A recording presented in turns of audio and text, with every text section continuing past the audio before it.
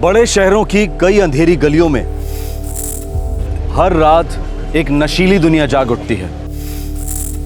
यहां बसते हैं समाज की हर क्लास को बिलोंग करने वाले युवा, जो सारे रिश्ते नाते तोड़कर आपस में नशे की डोर से बंधे होते हैं, शराब और ड्रग्स का नशा। सभ्य समाज इन्हें देखकर भी अनदेखा कर देता है। ज्यादा से ज्यादा हाउसिंग कॉलोनी की मीटिंग्स में थोड़ा सा विरोध, लेकिन इन्हें रोकने या सुधारने के लिए कोई ठोस कदम नहीं उठाए जाते। ये चुप्पी जुर्म को दस्तक देती है। इस चुप्पी के साथ साथ हम एक सच को भी नजरअंदाज करते हैं कि जुर्म पनप रहा है। ऐसा जुर्म जो इन नशे में अधमरे युवाओं की जिंदगी के साथ साथ राह चलते मासूमों की जिंदगी भी छीन सकता है।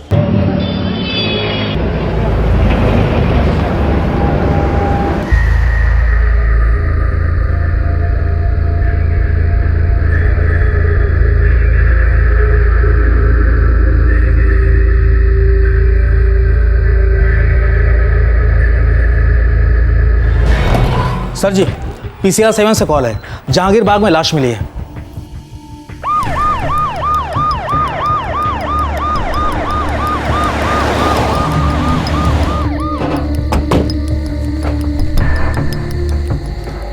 तुम इधर देखो अजय, तुम उधर देखो, कुछ ना कुछ मिलना चाहिए।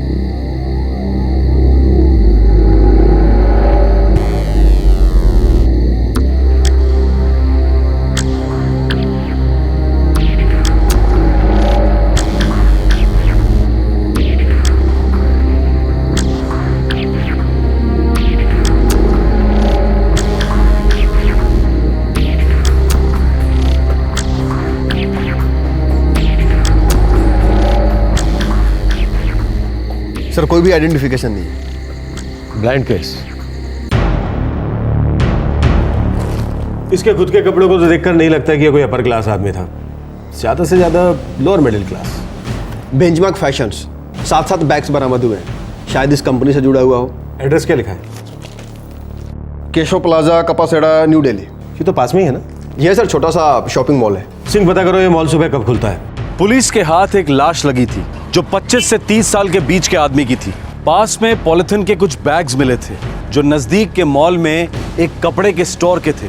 इसके अलावा इस केस में पुलिस के पास कोई सुराग नहीं था, लेकिन पुलिस इन्वेस्टिगेशन की दुनिया में सुराग की एक बूंद, एक किरण, एक कतरा तहकीकात के ताले की चाबी होती है। सबसे पहले यह पता लगाना था कि यह आदमी था कौन।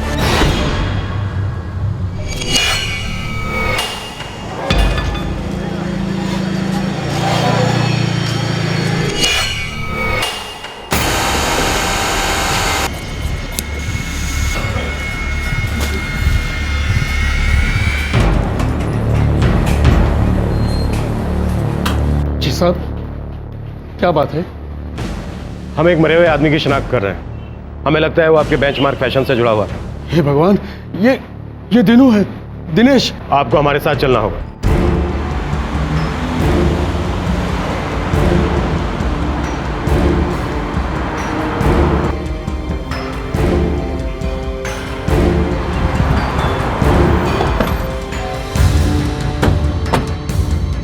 DLILP8767। नंबर तो सेम है सर जी। मतलब ये वही गाड़ी है जो दीनू चलाता था।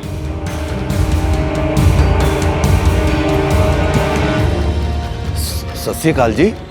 क्या हो गया? क्या बात है जी? दिनेश, देनू तुम्हारे ड्राइवर है?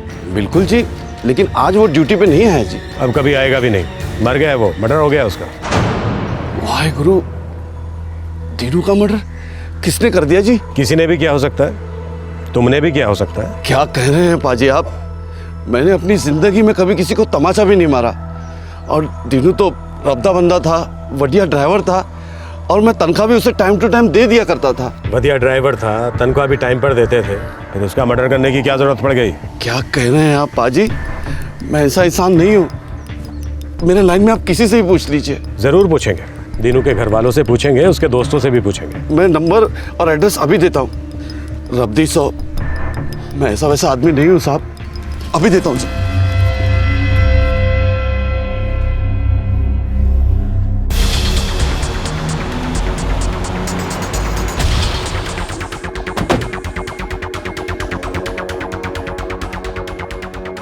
13/156 यहीं कहीं होगा सर। चलो।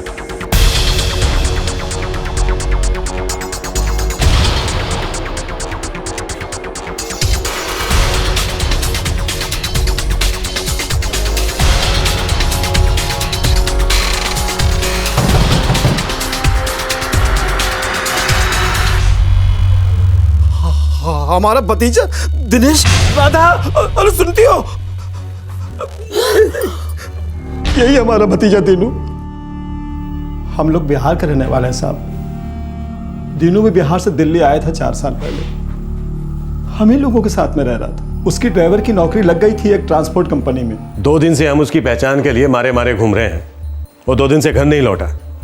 आपको कोई फिक्र नहीं हुई? आपने पुलिस कंप्लेन दर्ज क्यों नहीं करवाई? मुझे कैसे पता चलता साहब कि वो 2 दिन से गायब था? वो 1 साल से अलग रह रहा था। जब वो बिहार से आया था तो 3 साल हमारे साथ रहा और उसके बाद उसने अपना अलग घर किराए पे ले लिया। हाँ साहब, बीच बीच में वो मिलने आता था।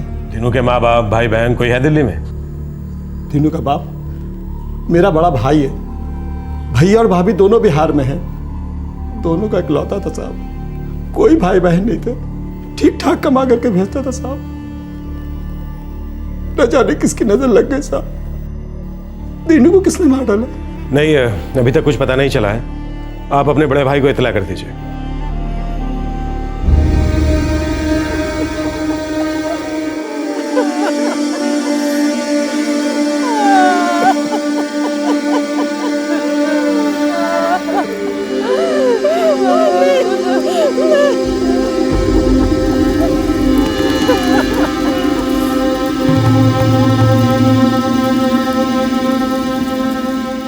कत्ल के 2 दिन बाद लाश की शिनाख्त हुई। आदमी का नाम दिनेश था, ट्रांसपोर्ट ड्राइवर था, बिहार का रहने वाला था, अपने बूढ़े माँ बाप का इकलौता बेटा था।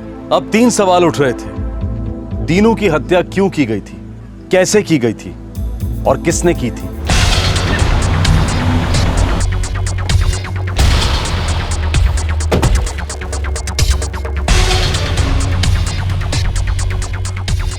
सर इस दीनू के घर पे तो ताला लगा हुआ है। अजय, ताला तोड़ दो। रामलाल, पता करो इसका मालिक कौन है। Yes sir.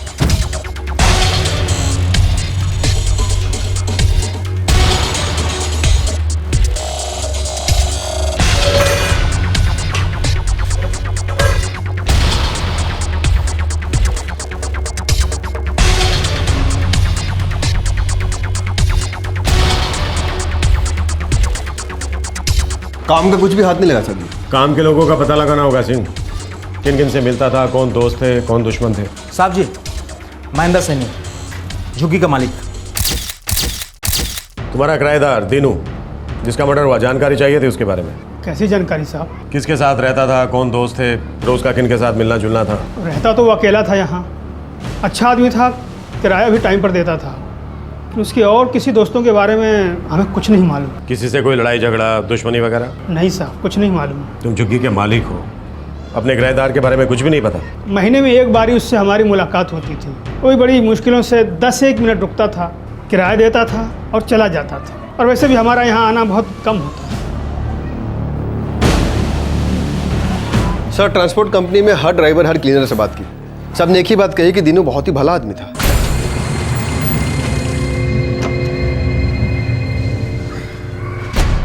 मेहनती आदमी था, महीने के 7,000 कमाता था, बूढ़े माँ बाप को पैसे भेजता था। भला ऐसे आदमी का कोई कत्ल क्यों करेगा? वो लाश भी ऐसे सुनसान जगह पर क्यों मिलती है? सर वो सुनसान जगह जहाँ पे दीनू की लाश मिली थी, वहाँ कुछ है। मुझे उस जगह में कुछ अटपटा लगा। हमें फिर से छानबीन शुरू करनी चाहिए। और वैसे भी वो जगह दीनू के घर से बहुत ज़्यादा दूर पे नहीं है, बस 5 मिनट का रास्ता है। शायद दीनू किसी आदमी के साथ वहाँ पे किसी काम से गया हो और उसका वहीं पे काम तमाम कर दिया गया हो। गाड़ी निकालो। सर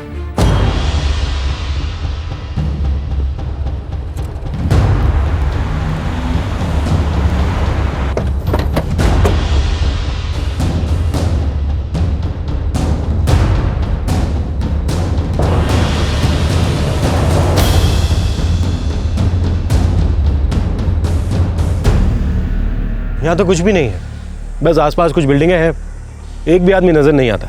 मर्डर के लिए करेक्ट जगह है। आप सही कह रहे हैं सर जी, लोग नजर नहीं आ रहे हैं, लेकिन लोग तो होंगे, कहीं ना कहीं होंगे, छिपे हुए होंगे।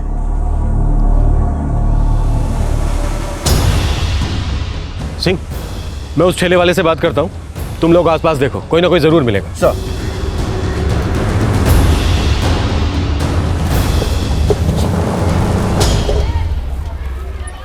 यहाँ रोज ठेला लगाते हो? रोजी रोटी है साहब, रोज नहीं लगाऊंगा तो खाऊंगा कैसे। कब से कब तक खड़े रहते हो यहाँ? सुबह 9:30 से रात को 9:30 तक। 2 दिन पहले वहाँ उस जगह पर एक लाश मिली थी। लाश के बारे में सुना था साहब, पर उसके बारे में कुछ पता नहीं साहब। और वैसे भी साहब मैं उस तरफ देखता ही नहीं हूँ। क्यों नहीं देखते?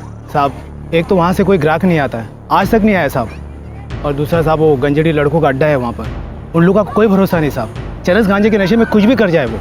सर जी, आस पड़ोस में 2-4 लोगों से बातचीत की, ये जगह, ये गली काफ़ी सुनसान रहती है, बहुत कम लोगों का आना जाना होता है, ऊपर से कंस्ट्रक्शन चल रहा है। सबका यही कहना है कि रात को यहाँ चरसियों और शराबियों का अड्डा लगता है।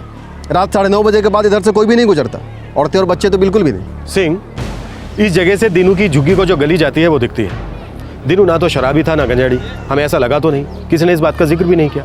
अगर ऐसा होता तो उसके ड्राइविंग रिकॉर्ड में कहीं ना कहीं इस बात का जिक्र होता। सर हो सकता है दिनू रात को कहीं से लौट रहा था, इस जगह से गुजरा, अड्डा जमा हुआ था, किसी ने कुछ बोल दिया, बात बढ़ गई, क्योंकि ये गली सीधी दिनू के झुग्गी को जाती है। साहब एक बात याद आई साहब। क्या बात? साहब 3-4 दिन पहले मैंने देखा साहब, 2 गंजेड़ी लड़के हैं, उन्हें अच्छी तरह पहचानता हूँ मैं साहब, वहाँ बैठकर नशा कर रहे थे।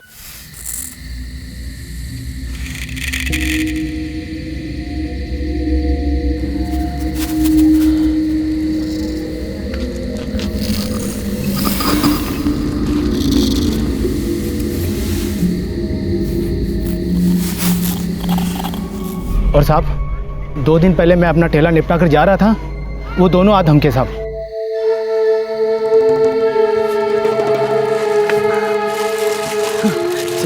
अरे भैया वजन तो कर लूं, कितना चाहिए आप लोगों को? ऐसे कैसे जा रहे हो, पैसा भी नहीं दे रहे हो। जितना खा सके उतना, और वो भी फोकट, पैसे नहीं है हमारे पास। तेरे पास तो काफी पैसे होंगे ना? हाँ, हम फल के साथ साथ तेरे पैसे भी खाएंगे। अरे देखो मैं पुलिस बुलाऊंगा, देखो। हाँ? अरे कोई है? अरे पुलिस बुलाएगा तू? हाँ? पुलिस बुलाएगा? बुलवा के तो देख, तुझे बुलावा नहीं आया ना तो चिलम पीना छोड़ देंगे हम। करते हैं। अरे ए, चल। नई बात नहीं है साहब, आए दिन का सिर दर्द है। अब मैं करूं तो क्या करूं साहब, दिन भर मेरे अच्छे अच्छे ग्राहक आते हैं, और साहब यहाँ से कहीं और जाने का मन भी नहीं करता। तुम्हें हमारे साथ चलना पड़ेगा। काहे साहब? उन दोनों का हुलिया बताने के लिए। साहब यहीं बता देता हूँ, पुलिस स्टेशन काहे ले जा रहे हो हमें? घबरा मत, कुछ नहीं होगा। तुम जो वहाँ हुलिया बताओगे तो एक खास आदमी उनकी तस्वीर बनाएगा, किसी को ठेले पर बिठाओ और फटाफट चलो। रामलाल, अपने 3 आदमी यहाँ रात की ड्यूटी पर लगा दो, उन दोनों लड़कों के बारे में पता करो। इस इलाके का हर एक चरसी, शराबी, गर्दुल्ला सबको राउंड अप करो, एक भी आवारा बदमाश बचना नहीं चाहिए। क्लियर? जी सर।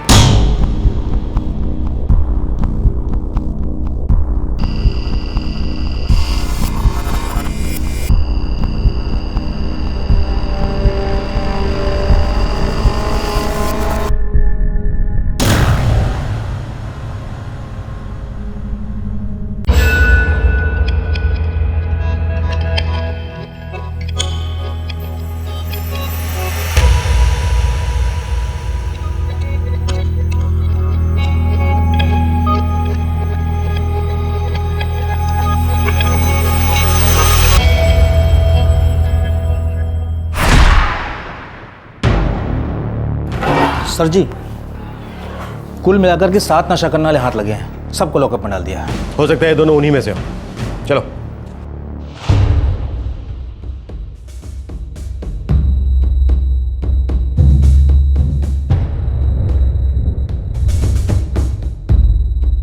देखो, हो सकता है तुम सब के सब इस मर्डर में शामिल हो। क्या तुम में से कुछ एक लोग, या सिर्फ ये दोनों? जो भी है, तुम सबको इस मर्डर के बारे में मालूम जरूर होगा। अब तुम सब के सब कुछ सच सच बता दो, मेरा टाइम बर्बाद किए बिना, नहीं तो तुम्हारी इस बची हुई कुछ एक सड़ियल सी जिंदगी को बर्बाद करके रख दूंगा, समझे?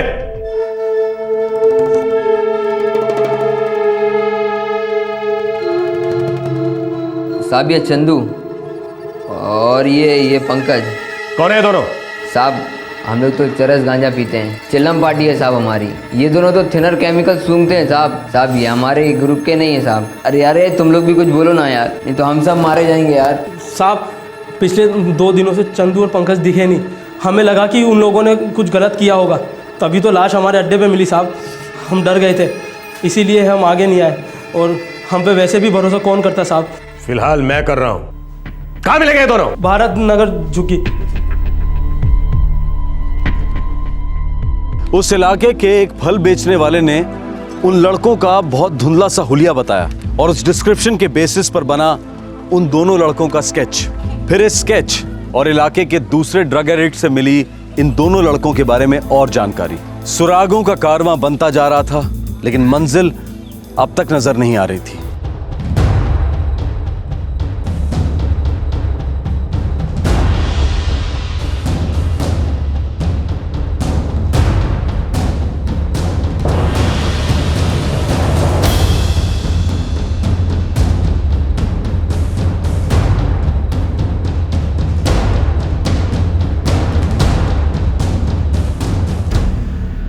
सर ये भारत नगर तो रायते की तरफ फैला हुआ है, कम से कम 1500 झुग्गियां होंगी। सर जी 1500 झुग्गियों में ढूंढना घास के ढेर में सुई को तलाशने के जैसा होगा। हम सुइयां ढूंढ रहे हैं, जहरीली सुइयां, नशे में चूर सुइयां। अगर हम उन्हें नहीं ढूंढेंगे तो वो और ज्यादा चुभेंगी, अंधाधुंध चुभेंगी, फिर हमें और लाशें मिलेंगी। आप सही कह रहे हैं सर, इन दोनों को पकड़ने में हम जान लड़ा देंगे। मुझे पूरा यकीन है वो यहीं कहीं है, इलाका छोड़कर नहीं गए। सिंह सर सूंघ निकालते हैं सालों को।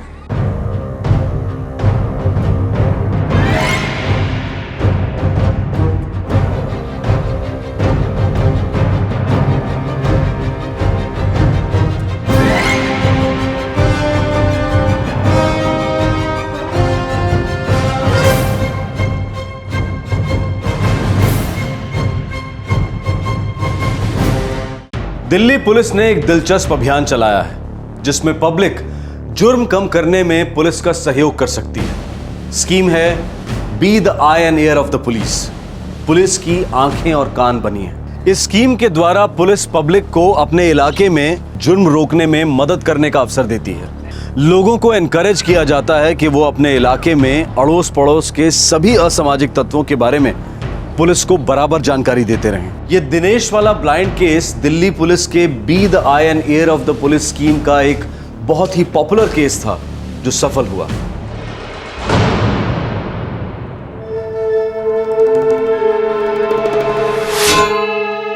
मेरा नाम रतन है साहब, मैं स्टेट एजेंट हूँ भारत नगर की झुग्गी में। और तुम्हें पता है कि ये दोनों हमें कहाँ मिलेंगे? बिल्कुल साहब, कल ही दोनों ने फ़ोन किया था मुझे, नई झुग्गी ढूंढ रहे। इस वक्त कहाँ रह रहे? 76 नंबर की झुग्गी में। मैंने ही दिलवाई थी साहब। कब दिलवाई थी? साल भर होने को आया। दरअसल आपकी लगवाई हुई तस्वीरें देखकर उस झुग्गी के मालिक का भी फ़ोन आया था मुझसे बोला ये दोनों उस झुग्गी से निकलने की सोच रहे हैं। वो निकलेंगे ज़रूर, लेकिन कहीं और नहीं जाएंगे, सीधे लॉकअप में आएंगे।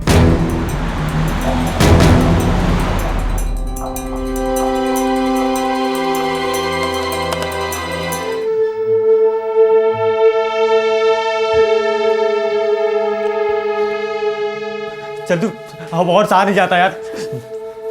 चंदू मुझे डोज चाहिए, अगर अब डोज नहीं मिला तो मैं अपना खून पी जाऊंगा यार। बाहर गए तो वो पुलिस पी जाएगी। देखा नहीं पूरी बस्ती में तस्वीरें छपवा दी कमीनों ने। चंदू चंदू चंदू कुछ भी चलेगा यार, आयोडेक्स बूट पॉलिश कब सिर्फ चंदू कुछ भी चलेगा। चलना साले पर इसके लिए रोकना चाहिए ना, रोकना चाहिए। हमारे पास तो चाराने भी नहीं है, चाराने।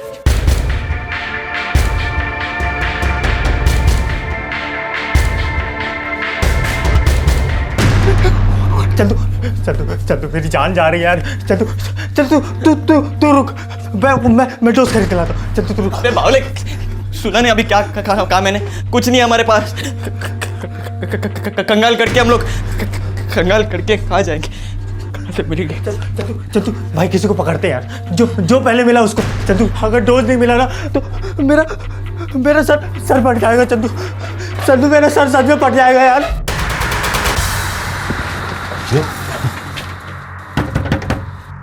कौन है बे? मैं रतन हूँ। रतन, फोन किया था तुमने? रतन? हाँ रतन। पुलिस! अबे भाग पुलिस भाग!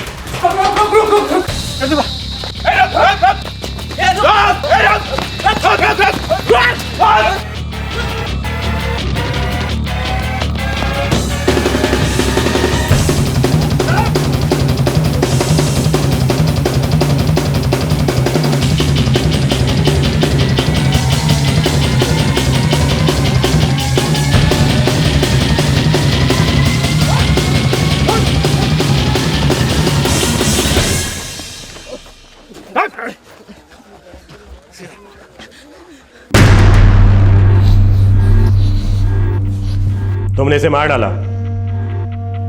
दिनेश, दिनू, एक बार एक बोतल थिनर दिलवा दो ना साहब, सब बोल देंगे साहब, मेहरबानी करो ना साहब, एक बार दिलवा दो, अब रहा नहीं जाता साहब, एक बार। लत छिड़वा सकता हूं तुम दोनों की, रिहैब सेंटर भेजूंगा। जिंदगी वापस जीने लायक बन सकती है तुम्हारी, लेकिन उससे पहले तुम दोनों को सब कुछ सच सच बताना पड़ेगा। अगर फालतू ड्रामा किया ना तो लॉकअप में सड़ोगे। नशा तो मिलने से रहा, मदद भी नहीं मिलेगी, समझे? सर, डोज के लिए पैसे चाहिए थे, इसलिए उसे मार डाला था। 11, 12, 13, 14, 15। चंदू, अभी ये तो सिर्फ 15 रुपए है यार। इससे तो थिनर की बोतल की एक बूंद तक सूंघने नहीं मिलेगी। अरे बोला था ना कल के लिए कुछ रख, सब खत्म कर दी, सब खत्म कर। क्या करता है यार, बहुत तलब लगी थी। चंदू वो सब छोड़ना, बताना अब क्या करें। हाँ, कोई बकरा ढूंढना पड़ेगा। चंदू पॉकेट मारते। हाँ, अबे पर साले वो बंदा कंगाल निकला तो पूरी मेहनत पानी में ना, मेहनत पानी में।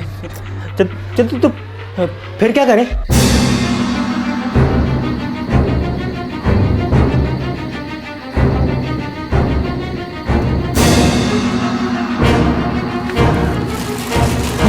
अरे यार, अरे भैया वजन तो कर लूँ, कितना चाहिए आप लोगों को? ऐसे कैसे जा रहे हो, पैसा भी नहीं दे रहे हो? जितना खा सके उतना, और वो भी फोकट। लेकिन तेरे पास तो काफी पैसे होंगे ना?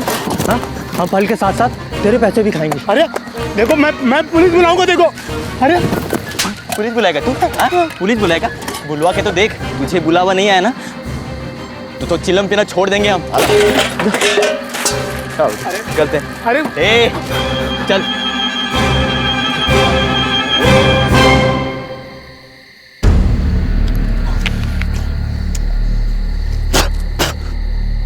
अगर ये सेब थोड़ा सड़े होते तो उसमें कुछ ना कुछ नशा होता, लेकिन बैंड दे टके सब के सब ताजे हैं। अबे रुक जा, कोई ना कोई तो आएगा बड़े माल वाला, हाँ, जो हमारे दोस्त का इंतजाम करेगा।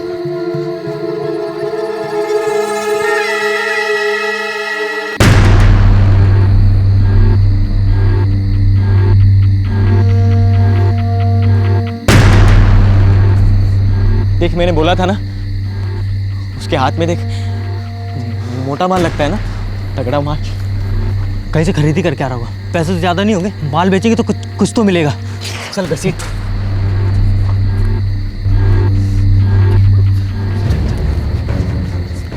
रुक रुक रुक, जो भी माल है बाहर निकल, हाँ?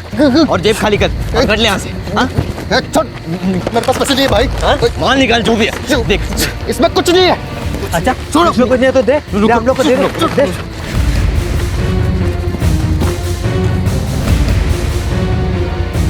अबे इसमें तो कुछ नहीं है। हाँ? तू क्या कहा? ए देख, इसका जेब चेक कर, निकाल निकाल निकाल निकाल, कुछ तो होगा साले के पास। हाँ?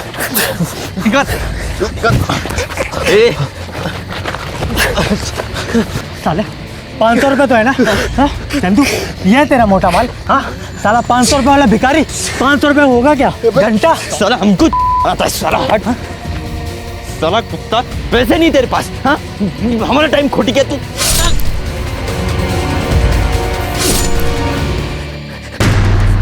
साला इसके भी पैसे मिलेंगे हमको।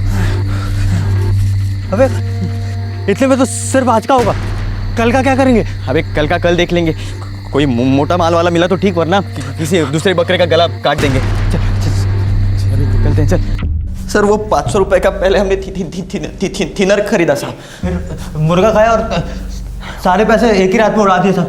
कल के लिए कुछ बचा ही नहीं।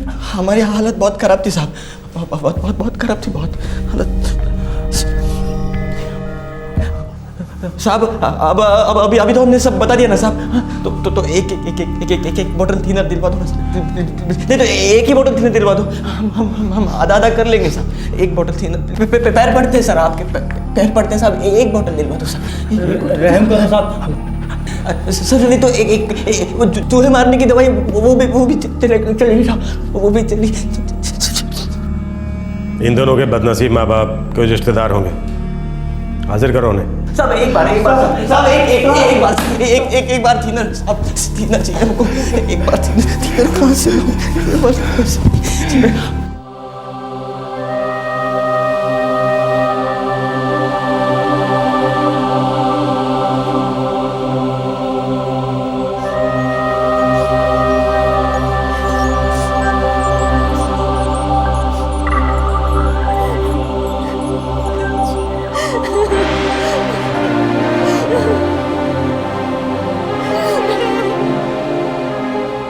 चंदू है तो मेरा खून, पर उसकी रगों में खून बचा ही कहाँ है। 2 साल हो गए, आज देखिए उसकी मनुष्य शक्ल। मेरा बेटा पंकज बिल्कुल सीधा था। इस चंदू ने उसे लत लगवा दी, बर्बाद कर दिया मेरे पंकज को। आपको चंदू के साथ जो करना कीजिए, अब वो मेरी जिम्मेदारी नहीं है।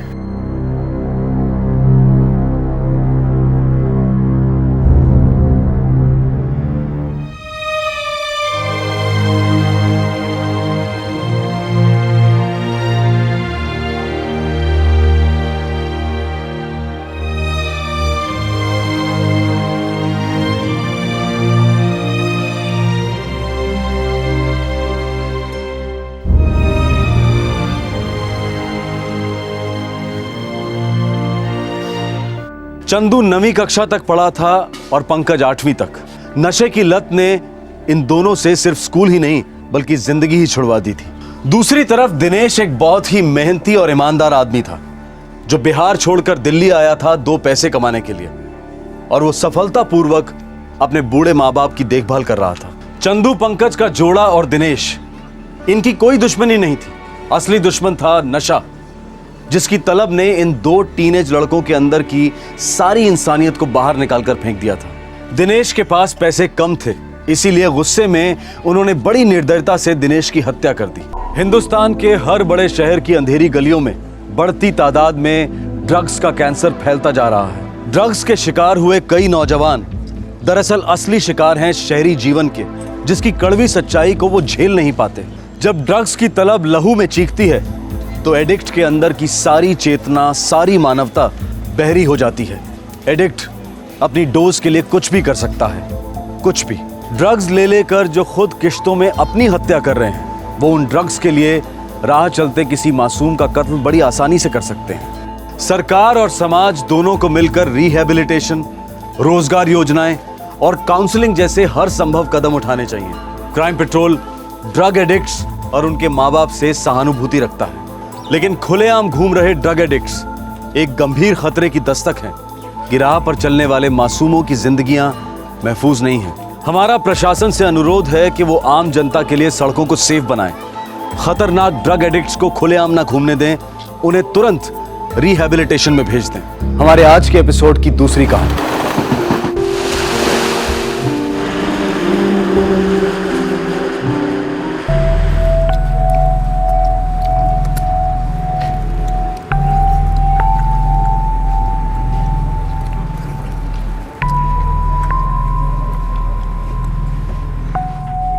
सचिन, चल मार को रखा ना, सब अपना ही है। हाँ बिंदास खा, दोस्त है ना वो अपना। हाँ मुझे घर जाना है, मम्मी पापा की याद आ रही है। यहाँ मुंबई में मुझे अच्छा नहीं लग रहा।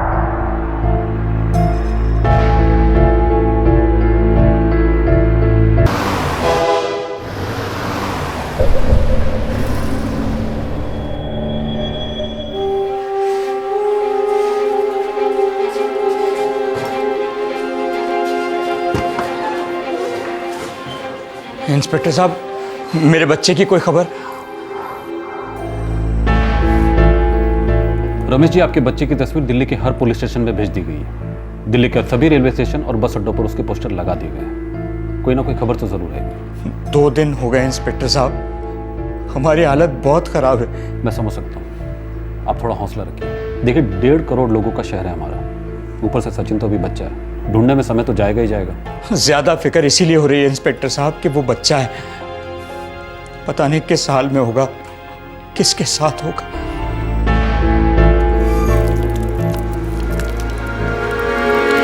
घर की याद बड़ी डेंजर रोग है, जल्दी जल्दी इलाज नहीं किया तो पलटी मार जाएगा लड़का। हाँ, इसमें ना बेटी चोरी को सेलनी पड़ेगी।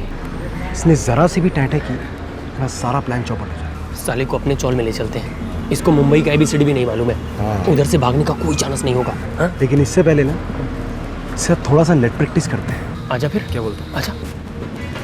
यार सचिन, यार हम ना सोच रहे थे कि तेरे को ना अब घर जाना चाहिए। तेरे को घर की याद तो आ रही है, लेकिन तेरे टिकट के पैसे नहीं है हमारे पास।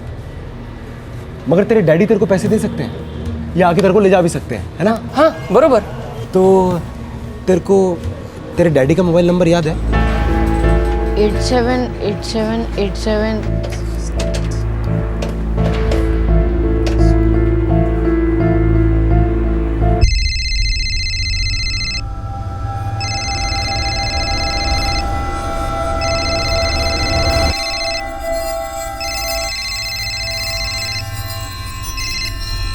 हेलो रमेश सिंह। आप कौन? हमें मारी गोली, कल तक 10 लाख रुपए नहीं दोगे मैं तुम्हारे सचिन को ठोक दूंगा। क्या? 6 के 6 गोली उसके भेजे में डाल दूंगा। ऐसा मत बोलो। हाँ तो फिर जैसा बोलता हूँ वैसा करो। कल तक 10 लाख रुपए का इंतजाम करो और फिर शाम को फोन करके बताऊंगा पैसे कब देने और कैसे देने। मेरा बेटा है कहाँ? तुमसे 1400 किलोमीटर दूर मुंबई में। भगवान, मेरे बेटे से बात कराओ अभी के अभी। पहले रोकना दिखाओ, और अगर जरा सी शान पट्टी की ना तो सचिन की कनपट्टी पे धाएं धाएं धाएं, समझे? हाँ हेलो। हाँ हेलो।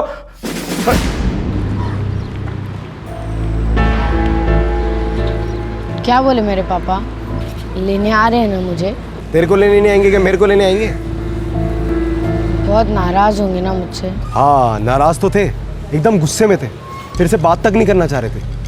वो तो मैंने उन्हें बोला कि तू उनसे बहुत प्यार करता है वगैरह वगैरह। देख अभी कल आएंगे ना तो तू उनके पैरों में पड़ के माफ़ी मांगना उनसे। देख एकदम तेरे को गले लगा लेंगे वो। तुम बाप बेटे की सेटिंग करा दी है मैंने। अबे इतना हैंडसम है तू, फिर पपीते जैसा चेहरा क्यों लटका रहा है? हाँ? चल आजा हमारे साथ, हमारे घर चल। आजा चल चल आजा।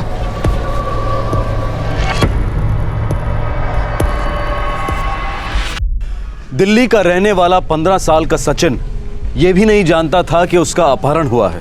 कुमार अवस्था के शुरू के सालों में बहुत कंफ्यूजन होता है, समझना मुश्किल होता है कि कौन आपका दोस्त है और कौन आपको नुकसान पहुंचा सकता है। लेकिन अक्सर उस उम्र में माता पिता के साथ एक अजीब सा कश्मकश वाला रिश्ता रहता है, क्योंकि उस उम्र में वो हाँ से ज्यादा ना कहते हैं। सचिन को अपने घर वालों की याद आ रही थी और उधर दिल्ली में उसके पिता सचिन के लिए जल बिन मछली की तरह तड़प रहे थे। तो फिर ऐसा क्या हुआ था बाप बेटे के बीच में जिसकी वजह से सचिन ने घर छोड़ा, दिल्ली छोड़ी और मुंबई पहुंच गया?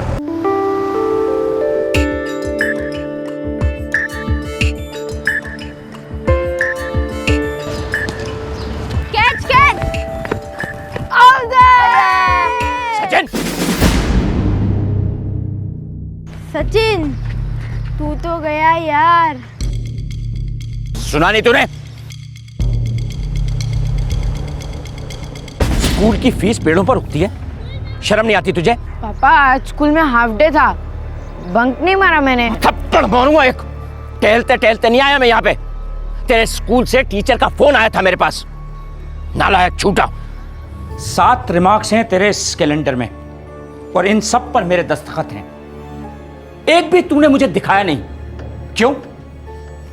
और ये लीव नोट जिसमें 2 दिन की छुट्टी मांगी गई है, इस पर भी मेरे दस्तखत हैं, जो नोट मैंने कभी लिखा ही नहीं। फोर्जरी। क्या सोचकर कर रहा है तू सचिन? अरे चुप क्यों है? मेरा पारा चढ़ रहा है सचिन। ऐसे ही चुप रहा तो मुंह तोड़ कर रख दूंगा तेरा। देखिए, मारिएगा नहीं इसे। क्यों नहीं मारूं? पहले से इसे मारा होता ना तो ये दिन देखना नसीब नहीं होता। क्रिमिनल कहीं का। बच्चा है जी, और बच्चे ही बदमाशी करते हैं। ये क्रिमिनल विमलन मत बोलिए मेरे बेटे को। अरे मेरे बोलने से कुछ नहीं होगा, और तुम्हारे इस अंधे लाड़ प्यार की वजह से भी कुछ नहीं होगा। अरे इसकी शक्ल पर लिखा है, इसकी फोर्जरी का सबूत है ये कैलेंडर। पापा पापा प्लीज आप शांति रखिए, मैं सचिन से बात करती हूँ, आप बैठ जाइए। पापा आप टेंशन मत लीजिए, खामखा आपका बीपी बढ़ जाएगा। आप खाना खाइए, आपको फैक्ट्री जाना होगा ना। निशा दीदी और मैं उसे समझा देंगे, अगली बार ऐसा कभी नहीं होगा। पापा को मैं तो दिखता ही नहीं हूँ, सिर्फ मेरी पढ़ाई दिखती है। स्कूल की पढ़ाई, ये क्लास वो क्लास, और उन सब के बाद दिन रात एक ही रात सचिन पढ़ने बैठो। सचिन अगले साल तुम्हारा 10th है ना? हाँ तो अगले साल है ना, अभी से टॉर्चर क्यों? ऊपर से क्रिमिनल कहते हैं मुझे। क्रिकेट खेलना क्राइम है, क्राइम है। सचिन क्रिकेट खेलना कोई क्राइम नहीं है, लेकिन खेल के टाइम खेलना चाहिए। ऐसे स्कूल बंक करके, तुम्हें पता है ना उस दिन पापा तुमसे कितने नाराज हुए थे। और जो पापा की साइन कॉपी की तुमने, वो बहुत गलत था सचिन, और ये बहुत बहुत सीरियस बात है। और मेरी लाइफ की जो बैंड बज रही है वो सीरियस बात नहीं है। निशा दीदी, कीर्ति दीदी, मैं 70% तो लाता हूँ ना, और कितना बढ़ू, नहीं होता मुझसे। बोरियत होती है, दम घुटता है मेरा, घर में स्कूल में। ओए इतना ड्रामा करने की कोई जरूरत नहीं है, हमने भी स्कूल पास किया है, और ऐसे सैकड़ों बच्चे जिन्हें स्कूल जाना तक नसीब नहीं होता। हाँ बस ये एक बात कहकर चुप करा देते हैं, अपनी गलती तो कोई नहीं देखता। अब स्कूल की टीचर्स को ही ले लो, छींक को कोई रोक सकता है? नहीं ना, छींक को तो भी कैलेंडर पे रिमार्क दे देते हैं। और हमारे पापा, मैं 6 के बजाय 5 बजे उठ के क्रिकेट प्रैक्टिस करता हूँ तो कहते नहीं मैच करो, सुबह का टाइम अच्छा होता है। बच्चे जैसे कौन बिहेव कर रहा है? देखो सचिन, तुम जो कुछ भी कहो, गलती तो तुमसे हुई है ना? और वैसे भी सॉरी बोलने से कोई छोटा नहीं हो जाता, और पापा तुमसे बहुत प्यार करते हैं। बाप रे दीदी, पापा का प्यार ऐसे हिटलर जैसा है तो उनकी दुश्मनी बहुत ही डेंजरस होगी। पागल।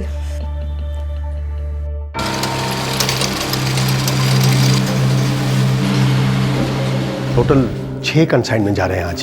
पर ऑर्डर तो 8 का था मिश्रा जी। जी हाँ, लेकिन ये 2 आज नहीं जा रहे हैं। नहीं मिश्रा जी, ऐसा मत करिए। देखिए 2-2 बार ट्रांसपोर्ट का खर्चा कौन भरेगा? आप 8 कंसाइनमेंट एक साथ भेज दीजिए, आज जाएं कल जाएं, इससे कोई फर्क नहीं पड़ता। ठीक है, जैसे आप ठीक समझे। रमेश जी, एक बात पूछूं? पूछिए। कोई परेशानी तो नहीं है ना? आजकल के बढ़ते बच्चों को सही गलत का पाठ पढ़ाना कितना मुश्किल है। अपनी बात कैसे उनके सामने रखी जाए यही नहीं समझ पाता बस। ठीक है कि जमाना बदल गया है, मगर एक बात मैं आपसे पूछता हूं कि जो बातें सही थी, जो सही हैं, वो तो हमेशा सही रहने वाली है ना, और जो गलत थी वो हमेशा गलत ही रहेंगी। ऐसा आप और मैं सोचते हैं, लेकिन आजकल के बच्चों की जिंदगी रॉकेट की तरह उड़ गई है। अब मेरे पोते को ही ले लो, सिर्फ 9 साल का है, लेकिन झंडे गाड़ कर जिद किए बैठा है PSP चाहिए। वो क्या होता है? वैसे नाम के लिए वो एक जापानी खेल है, लेकिन मेरे हिसाब से वो एक डकैत है जो हमें लूट कर कंगाल कर जाएगा। कोई जुए हुए का चक्कर है क्या? अरे नहीं रमेश जी, ऐसी कोई बात नहीं है। वैसे टुन टुन करते हुए, बटन दबाते हुए बच्चे घंटों मूर्ति की तरह एक ही जगह बैठे रह जाते हैं, परेशानी वाली कोई बात नहीं है। मैं लुटेरा तो उसकी कीमत को देखकर कह रहा था। मेरे बेटे की और मेरी दोनों की तनख्वाह भी अगर जोड़ लेना तो वे 1000-2000 कम ही पड़ेंगे इस नासपीटे PSP के लिए। अब ये सब पोते महाशय को कौन समझाए? वो तो दिन भर जाप करते रहता है, PSP चाहिए, PSP चाहिए। हर घर की एक ही कहानी लगती है मिश्रा जी। अब छोड़िए भी, क्यों इतनी टेंशन लेते हैं आप? सुनीता, हम टेंशन नहीं लेंगे तो वो सारी दुनिया को टेंशन देगा। बस भी कीजिए, हद हो गई। आप तो मेरे बच्चे की जान के पीछे ही पड़ गए हैं। अरे जितनी उसकी जान की चिंता है ना मुझे, उतनी ही चिंता उन दूसरे लोगों की जान की भी है जिन्हें वो बर्बाद कर सकता है। नहीं सुनना मुझे ये आपकी मनहूस बातें। अरे नहीं सुननी है तो फिर बोलना पड़ेगा। अपने लाडले को साफ साफ और बार बार ये बोलकर बताते रहना पड़ेगा कि ये सही है और ये गलत है। और ऐसा नहीं हुआ ना तो मेरा यकीन मानो, एक दिन वो हम दोनों को सामने बिठाकर बोलकर बताएगा कि मेरा तो बचपना था, मुझे क्यों नहीं बताया कि मैं गलत रास्ते पर जा रहा हूँ? बच्चा है वो, और आपको एक हमारा सचिन ही गलत रास्ते पर जाता हुआ दिखाई देता है। मेरी एक बात याद रखना, हादसे सिर्फ दूसरों के साथ नहीं होते, हमें हरदम चौकन्ना रहना पड़ेगा।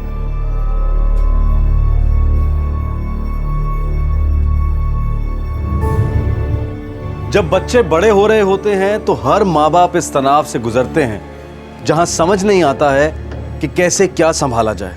उस उम्र में बच्चे अपनी मनमर्जी करने की आजादी चाहते हैं।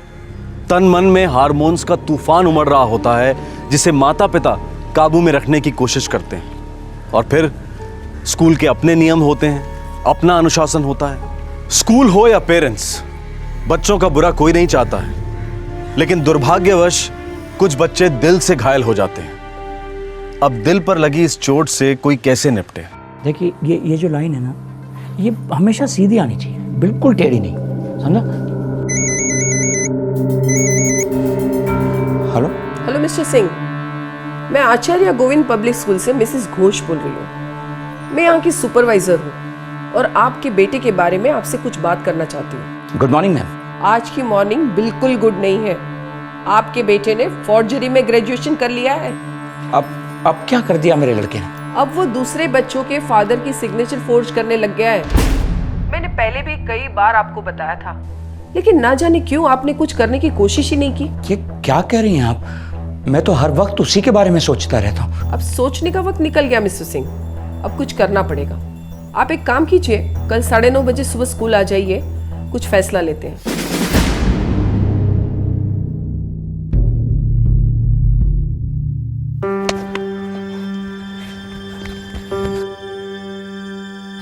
सच्चू सच्चू सच्चू सच्चू जल्दी चलो, पापा बहुत गुस्से में। अभी नहीं दीदी, बाद में, मेरी बैटिंग चल रही है। सच्चू अभी का अभी चलो। पापा भी ना कभी कभी हिटलर गिरी करते हैं। अब चलो, मैं आया। सच्चू जल्दी आ। हाँ हाँ।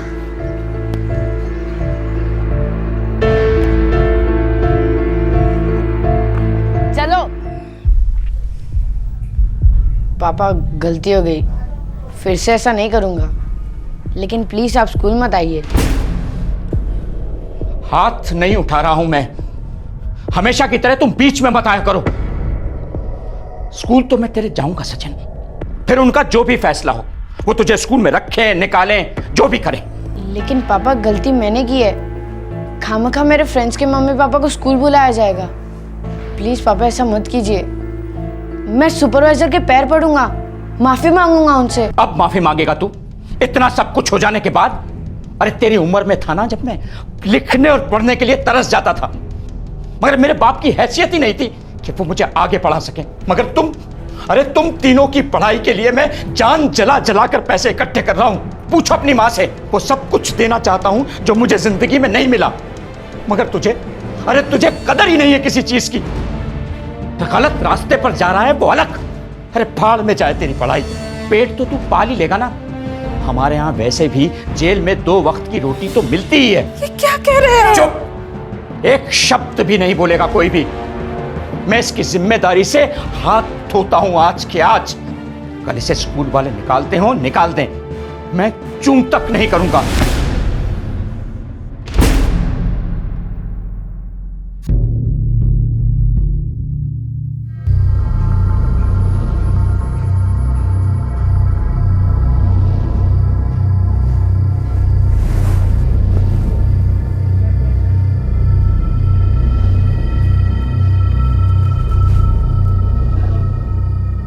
हिटलर बाबा मेरी बैंड बजा कर रहेंगे। सच्चू क्या बड़बड़ा रहे हो? सो जाओ अब। आप सो जाइए चुपचाप, मेरी टेंशन मत लीजिए, मैं सो जाऊंगा।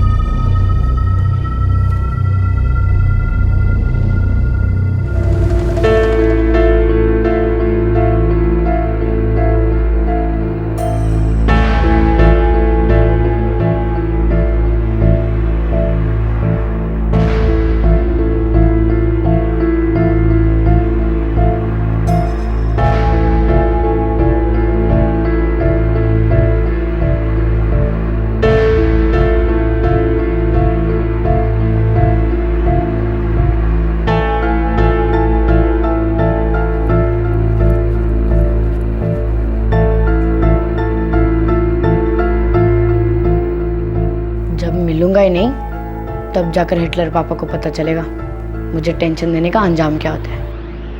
अब मैं खुद की लाइफ जीऊंगा।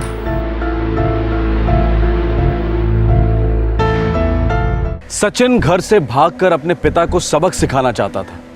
वो चाहता था कि उसके पिता उसे मिस करें, उसके ना होने का उन्हें दर्द महसूस हो, और सचिन अपने बचकाने मकसद में कामयाब हो गया। रमेश सिंह टूट गए। इंस्पेक्टर साहब, आज मुझे मेरे बेटे सचिन के स्कूल जाना था। मैं गया भी था मगर वो वहां मिला ही नहीं। सुबह घर से वो जल्दी निकल गया था। मैंने सब जगह देखा जहां जहां वो हो सकता था, मगर वो कहीं मिला ही नहीं। इंस्पेक्टर साहब, हम उसकी फोटो सर्कुलेट करेंगे, थोड़ी देर देखते हैं, शायद वो वापस लौटा है। इंस्पेक्टर साहब, वो मस्तीखोर है, थोड़ा अलग है बच्चों से, मगर बुरा बच्चा नहीं है वो। मैं समझ सकता हूँ सिंह सर, बच्चे बुरे नहीं होते, बुरे हालात होते हैं। आप उसे थोड़ा समय दीजिए, गुस्सा ठंडा होता है, शायद वो लौटा है। देखिए, ऐसे केस हम रोजाना देखते रहते हैं।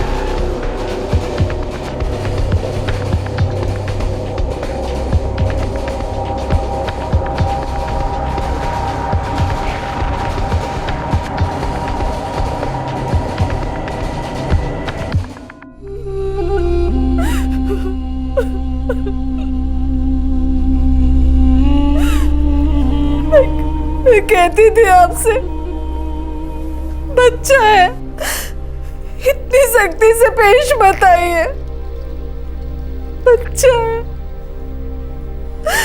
लेकिन आपने मेरी एक भी नहीं सुनी। अगर मेरे सच्चू को कुछ हो गया ना, तो देख लीजिएगा आप।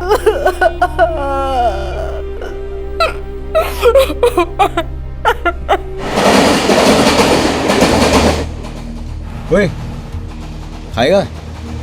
अबे ले ले ले ले, शर्माएगा बेटा, भूख डबल टेबल हो जाएगी। ले देख, ऐसे एकदम स्टाइल से उठा। बिंदास उठा, बिंदास उठा। Thank you. तो कहाँ जा रहा है? पता नहीं। मतलब घर से भागा? मुंबई चलेगा हीरो। चल साथ चल, एकदम मस्त जगह, एकदम आजाद पंछी, कोई माई का लाल है ही नहीं टोकने वाला। चलेगा? बोल। सचिन घर से भाग गया था। बिना सोचे समझे वो बस एक चलती ट्रेन में चढ़ गया, और तकदीर ने उसे इन दो लड़कों से मिलवा दिया, जिनके लिए सचिन किसी सोने की मुर्गी से कम नहीं था। 02228768765, ये तो मुंबई का नंबर है। कॉल ट्रेस करो। Right sir. अच्छा, कॉलर ने आपसे कुछ और कहा? यही कि सचिन उनके पास है और शाम को दोबारा फोन करेगा, ये बताने के लिए कि उसे पैसा कहाँ और कैसे चाहिए। 10 लाख। 10 लाख? हाँ इंस्पेक्टर साहब, मैं मानता हूँ कि मेरा कामकाज ठीक ठाक चल रहा है, पैसे हैं मेरे पास, मगर 10 लाख तो बिल्कुल नहीं है। पैसे देने की नौबत नहीं आएगी सिंह साहब, आप पहले थोड़ा शांत हो जाइए। हम पर यकीन रखिए, हम आपके बच्चे को लौटा कर ही रहेंगे। सर, फोन मुंबई के दहीसर इलाके से आया था, किसी ढाबे के पब्लिक बूथ का फोन है। अब जब वो शाम को कॉल करेगा तो हमें ढाबे का पता चल जाएगा और हम किडनैपर तक पहुंच जाएंगे।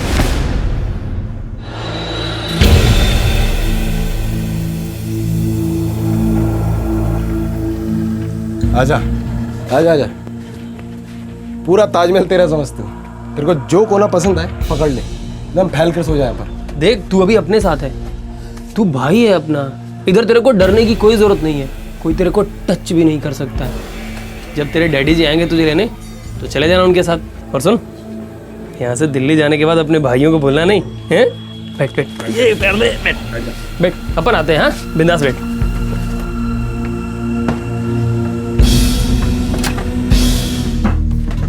सुन, मैं अगला कॉल करने आ रहा हूँ तो उसके बकरे के पास बैठे रहे, घास खिलाओ उसे।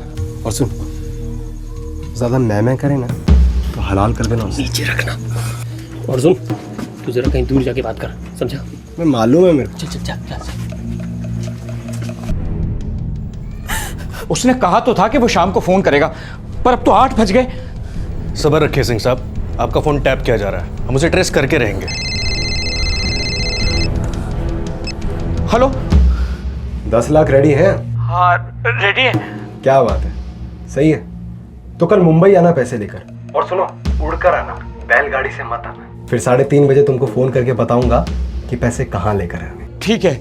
और सुन, तू जरा सा भी लेट हुआ, मैं ये सोचूंगा कि तेरे को सचिन की बिल्कुल परवाह नहीं है। तेरे को परवाह नहीं होगी तो मेरे को कैसे परवाह होगी? मैं तो सीधा धाए धाए धाए खत्म। नहीं नहीं, मैं टाइम पर पैसे लेकर पहुंच जाऊंगा। हेलो, क्या हुआ?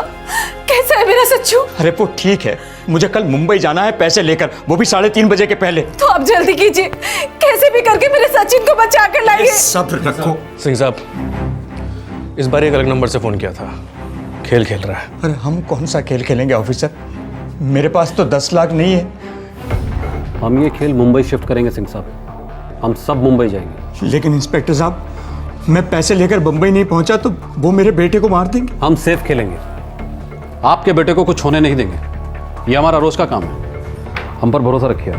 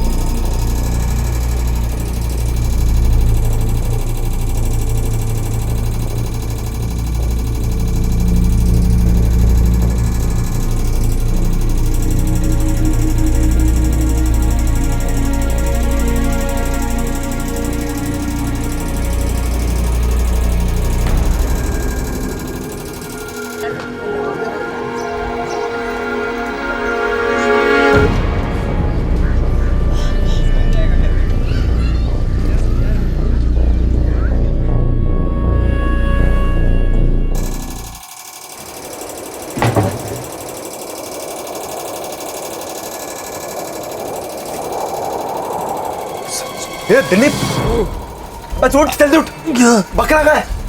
अबे सोया हुआ था मैं तो। इसकी माँ का, भाग के जाएगा कहाँ? चल साले की।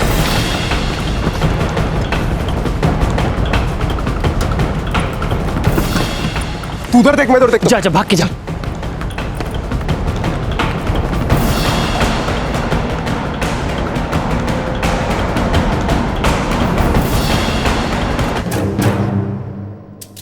ए, कहाँ था बे तू? क्या कर रहा था?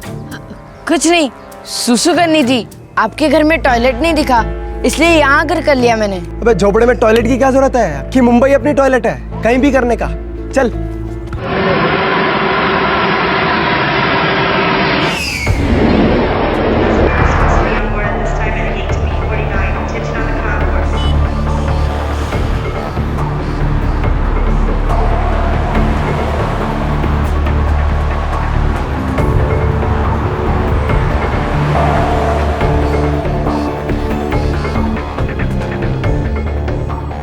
सवा 3 बज गए, उसने कहा था 3:30 बजे तक फोन करेगा।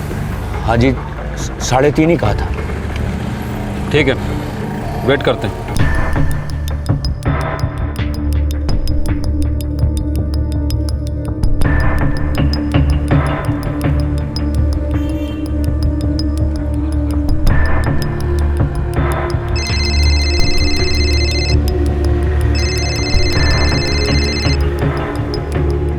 हेलो, रमेश सिंह, मुंबई लैंड हुए क्या? हाँ जी, मुंबई एयरपोर्ट पर ही हूँ, पैसे भी साथ लाया हूँ। बताओ कहाँ आना है? पैसे के साथ पुलिस भी लाए होगे? नहीं, अकेला ही हूँ। मुझे लगता है तुम झूठ बोल रहे हो, लेकिन खतरा तो उठाना ही पड़ेगा ना। तुम ऐसा करो, टैक्सी लेकर हाईवे निकलो, वहाँ से सीधा नायगांव निकलो। तुम्हें थोड़ी देर में वापस फोन कर रहा हूँ मैं, फोन हाथ में रखना।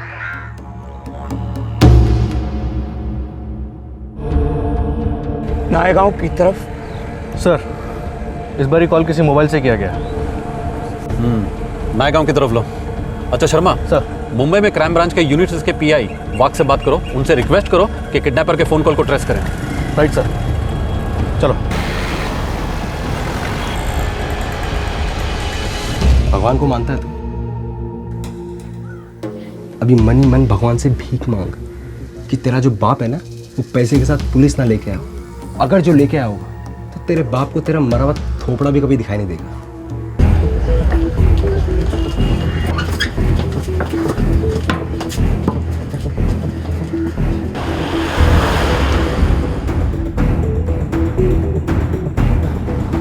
सिंह साहब, टेंशन नहीं, टेंशन नहीं, बच्चा मिल गया समझो।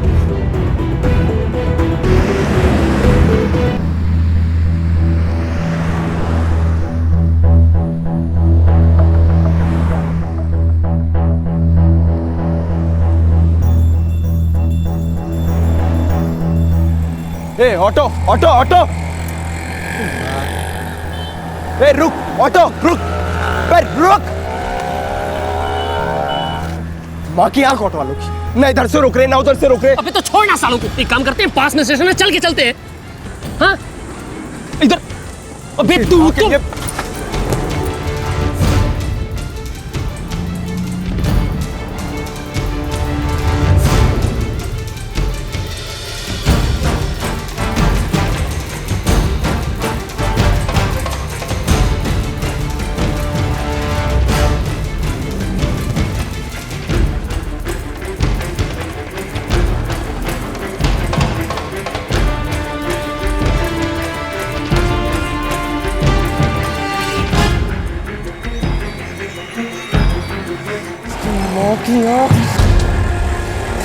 सॉलिड मिस्टेक हो गया।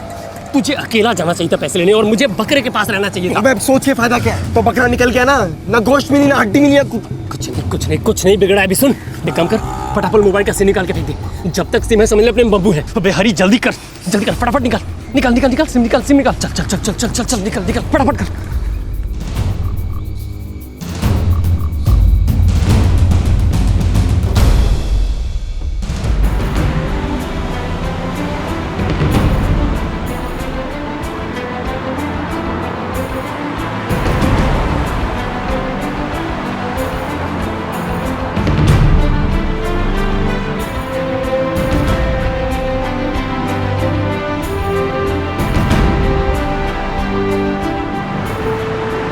रवि जी, हम नायगांव पहुंच गए। अब मगर अब तक उसका फोन क्यों नहीं आया?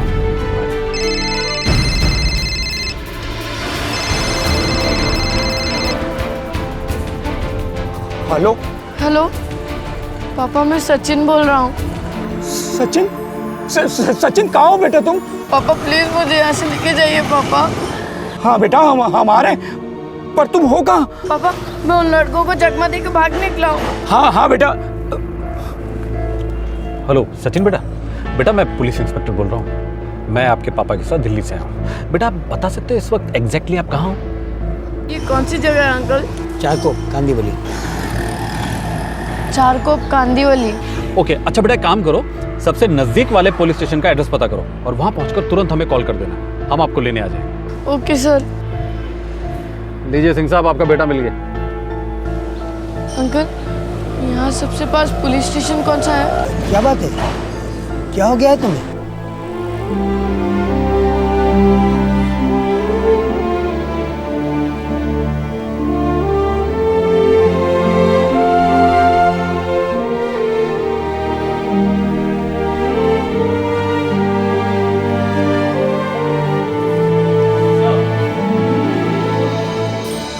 पापा पापा आई एम सॉरी पापा, मुझे माफ कर दीजिए पापा, आई एम सॉरी।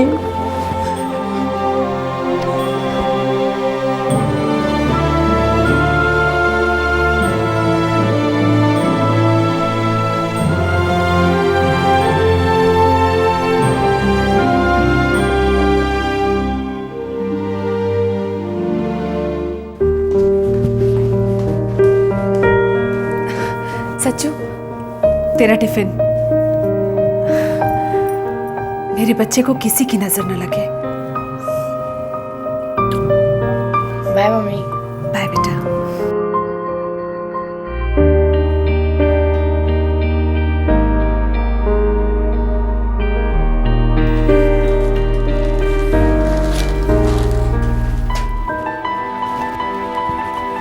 पापा आई प्रॉमिस आज के बाद ऐसा कुछ नहीं करूँगा जिससे आपको, मम्मी को, निशा दी और कीर्ति दीदी को कोई तकलीफ पहुँचे। बेटा, मैं ये नहीं कह रहा हूं कि तुम अपना बचपन खो दो, मस्ती ना करो। बस इतना याद रखो कि तुम्हारे भीतर एक आवाज है जो सही गलत को पहचानती है ना तुम्हारे भीतर? है पापा। तो बस उस आवाज की सुनो, तुम्हें जिंदगी में कभी कोई प्रॉब्लम नहीं होगी। मैं मानता हूं कि मैं थोड़ा सख्त हूं, मगर वो इसलिए कि मैं तुमसे बहुत बहुत प्यार करता हूं। देखो बेटा, अगर तुम्हें कुछ भी हो गया तो मैं बर्दाश्त नहीं कर पाऊंगा। तुमसे पहले ही मुझे कुछ हो जाएगा। नहीं पापा, ना मुझे कुछ होगा ना आपको। अच्छा पापा, मैं चलता हूँ, स्कूल के लिए लेट हो रहा हूँ।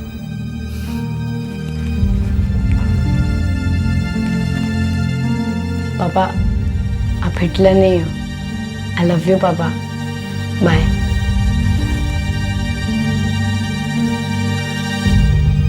आई लव यू टू बेटे।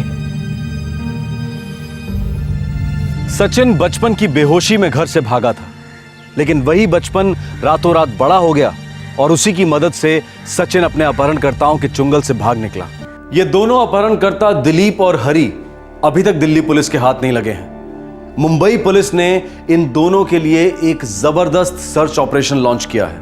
इस हादसे के बाद सचिन काफी मैच्योर हो गया है। उसे अपनी गलतियों का पूरा एहसास है। साथ ही उसके पिता को भी आभास हुआ कि उन्हें अपने बेटे की तरफ सख्ती की छड़ी की बजाय दोस्ती का हाथ बढ़ाना चाहिए था। गलत कोई नहीं होता, ना माँ बाप, ना स्कूल, ना बच्चा। बस एक उम्र होती है जब बचपन में बगावत और विद्रोह की फीलिंग्स बहुत मजबूती से उमड़ती हैं। इस दौर में माँ बाप और बच्चों के बीच में काफी तनाव बन जाता है और यह तनाव जन्म देता है डर को, और इस डर से निकलता है गुस्सा और एग्रेशन। ये एक ऐसा दौर होता है जब फीलिंग्स को जाहिर करना बेहद जरूरी हो जाता है। दोनों पार्टीज को कुछ कॉम्प्रोमाइजेस करने पड़ते हैं, कुछ पाने के लिए कुछ त्यागना पड़ता है। टीनेजर्स को समझना होगा कि उनके माता पिता सिर्फ उनके लिए जीते मरते हैं, और माँ बाप को समझना होगा कि टीनेजर्स उनसे सिर्फ इसलिए गुस्सा होते हैं क्योंकि उनके पास कोई और आउटलेट नहीं है अपना गुस्सा दिखाने का। शायद उनका गुस्सा, उनकी बगावत एक दस्तक है कि उन्हें बड़ों की दुनिया को समझने के लिए मदद चाहिए। आपसे फिर मुलाकात होगी क्राइम पेट्रोल दस्तक के एक और चौंकाने वाले एपिसोड के साथ। तब तक अपना ख्याल रखें, सुरक्षित रहें। जय हिंद। इस तरह के और भी एपिसोड देखने के लिए हमारे चैनल को सब्सक्राइब करें और बेल आइकन दबाना ना भूलें।